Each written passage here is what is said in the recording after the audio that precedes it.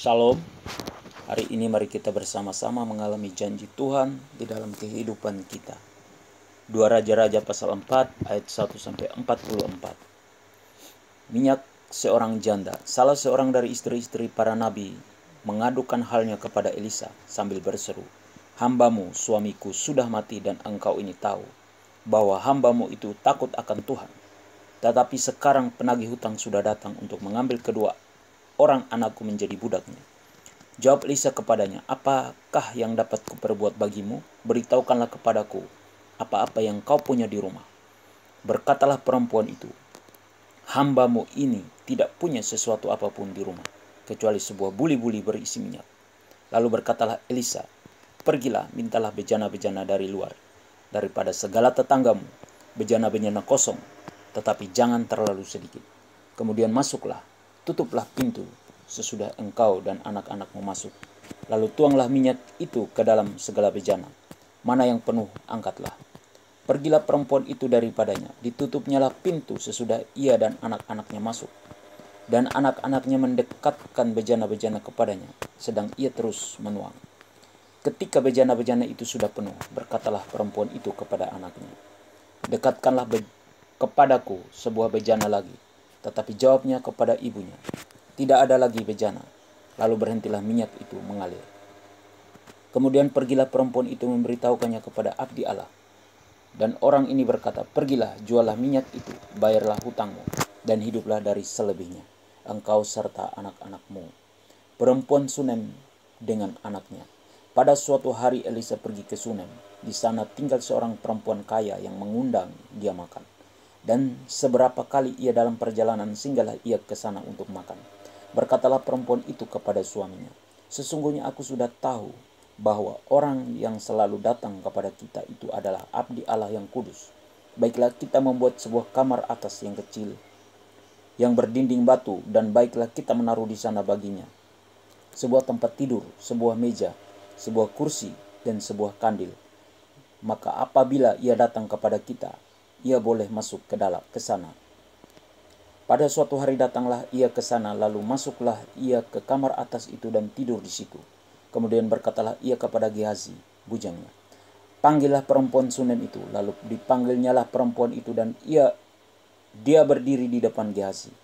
Elisa telah berkata kepada Gehazi, "Cobalah katakan kepadanya, sesungguhnya engkau telah sangat bersusah-susah seperti ini untuk kami. Apakah yang dapat kuperbuat bagimu? Adakah yang dapat kubicarakan tentang engkau kepada raja atau kepala tentara?"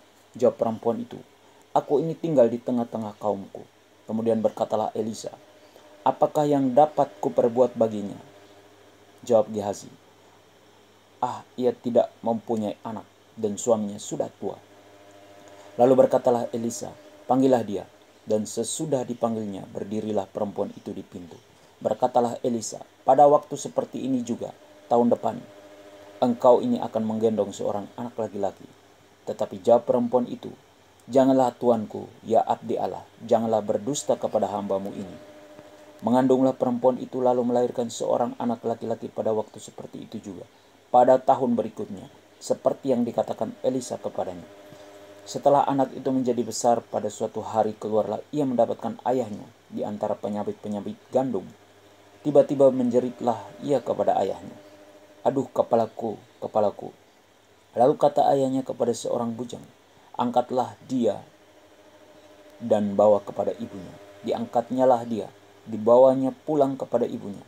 Duduklah dia di pangkuan ibunya sampai tengah hari, tetapi sesudah itu matilah dia. Lalu naiklah perempuan itu, dibaringkannyalah dia di atas tempat tidur abdi Allah itu. Ditutupnyalah pintu dan pergi, sehingga anak itu saja di dalam kamar. Sesudah itu ia memanggil suaminya serta berkata, "Suruh kepadaku salah seorang bujang dengan membawa seekor keledai betina. Aku mau pergi dengan segera kepada abdi Allah itu, dan akan terus pulang." Berkatalah suaminya, "Mengapakah pada hari ini engkau hendak pergi kepadanya? Padahal sekarang bukan bulan baru dan bukan hari Sabat."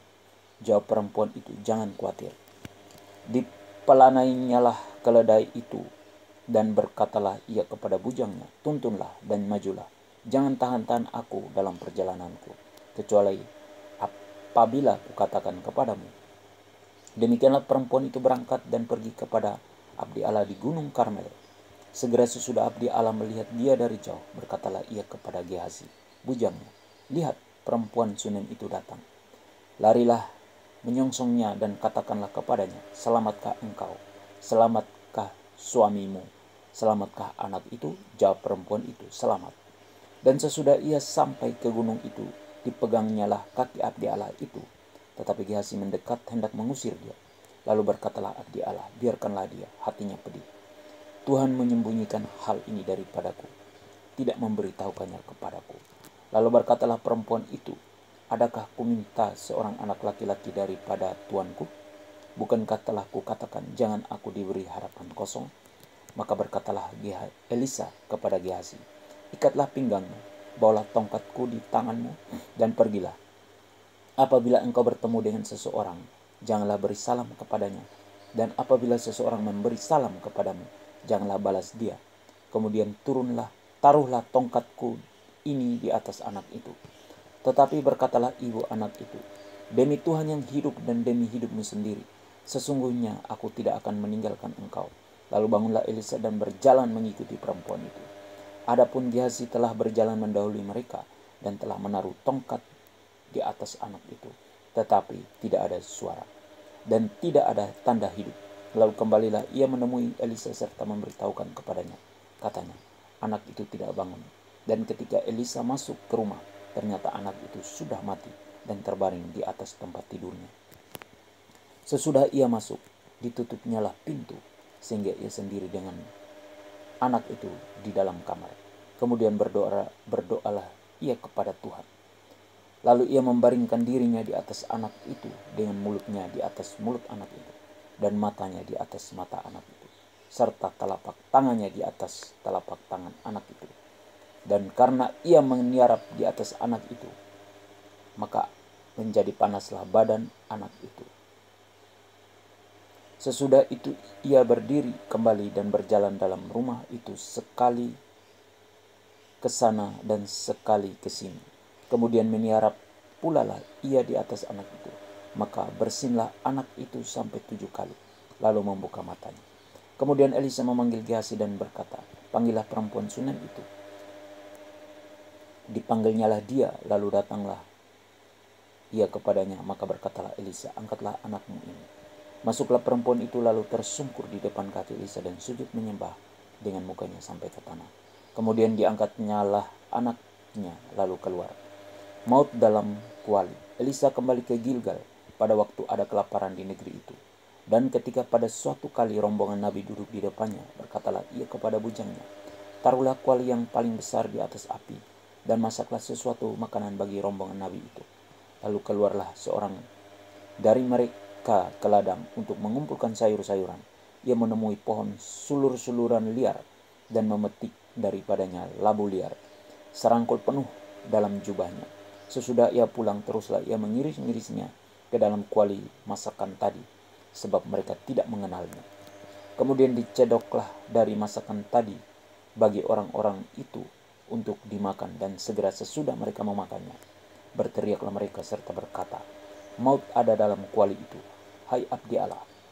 Dan tidak tahan mereka memakannya. Tetapi berkata Elisa, ambillah tepung, dilemparkannya lah itu ke dalam kuali serta berkata, cedoklah sekarang bagi orang-orang ini, supaya mereka makan. Maka tidak ada lagi sesuatu bahaya dalam kuali itu.